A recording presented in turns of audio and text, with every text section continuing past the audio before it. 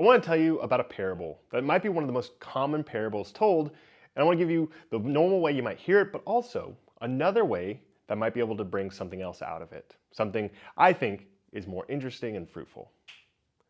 For it is as if a man, going on a journey, summoned his slaves and entrusted his property to them. To one he gave 5 talents, to another 2, to another 1, to each according to his ability. Then he went away. At once, the one who'd received the 5 talents went off and traded with them and made 5 more talents. In the same way, the one who had 2 talents made 2 more talents. But the one who had received 1 talent went off and dug a hole in the ground and hid his master's money. After a long time, the master of those slaves came and settled accounts with them. Then the one who had received the 5 talents came forward, bringing 5 more talents, saying, "Master, you handed over to me 5 talents. See, I have made 5 more talents."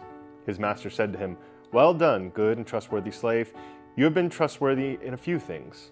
I will put you in charge of many things. Enter into the joy of your master." And the one with 2 talents also came forward, saying, "Master, you handed over to me 2 talents. See, I have made 2 more talents." His master said to him, "Well done, good and trustworthy slave. You have been trustworthy in a few things. I will put you in charge of many things. Enter into the joy of your master." Then one who had received the 1 talent also came forward, saying, "Master, I knew that you were a harsh man, reaping where you did not sow, gathering where you did not scatter. So I was afraid, and I went and hid your talent in the ground. Here you have what is yours." But his master replied, "You wicked and lazy slave, you knew, did you, that I reap where I did not sow and gather where I did not scatter? Then you ought to have invested my money with the bankers, and on my return I would have received what was my own with interest. So take the talent from him, and give it to the one with 10 talents. For all those who have, more will be given, and they will have an abundance. But from those who have nothing, even what they have will be taken away. As for this worthless slave, throw him into the outer darkness, where there will be weeping and gnashing of teeth." I was told this parable all the time growing up, in church, in Christian school, in youth ministries.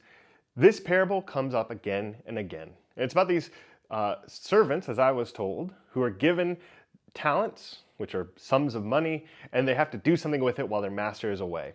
And the normal way that this parable is packaged is this idea that we are given literal talents by God. Maybe that's singing or dancing or acting. And those things have to be used and grow in order to honor God. Because when he comes back, he wants to see that you have done good with the things you were given. That's one way to read it. If you want to think about yourself as an individual who is growing your capability from one point to another and increasing with the blessings you're already given, very much like the people that were in the room when that was told to me. People that had plenty of money to come from, who had every opportunity, and they were told, listen, you have to do something with this and grow it. You can't just let it sit. I think that's one way to interpret this parable. I'd like to offer you another way though. Talent is an amount of money. It's about 20 years worth of day wages. And in this time, money was a charged subject. You had tax collectors who would rake in more money than they were assigned to get to keep it for their own personal wealth. You had landlords, even then, charging exorbitant rates because people had to live there. It is very much the 1% taking from almost everybody. In this time and place in history, there is no middle class. There are people that have the resources and the money and the property, and there's everybody else. The very smallest fraction, hundreds of people being responsible for hundreds of thousands of people. And so with that lens, you can see a story about a finite amount of money and growing some, even when it's an exorbitant amount that these slaves would ever need to have. You start to see that it's a story about how do we treat our community. And our hero is suddenly not the ones who grew their pot, but the one who chose not to entertain the system. A wicked system that was used to extract from other people, to grow yourself richer. And like some other stories, he is the one who gets kicked out. Everything falls in his face because he did right.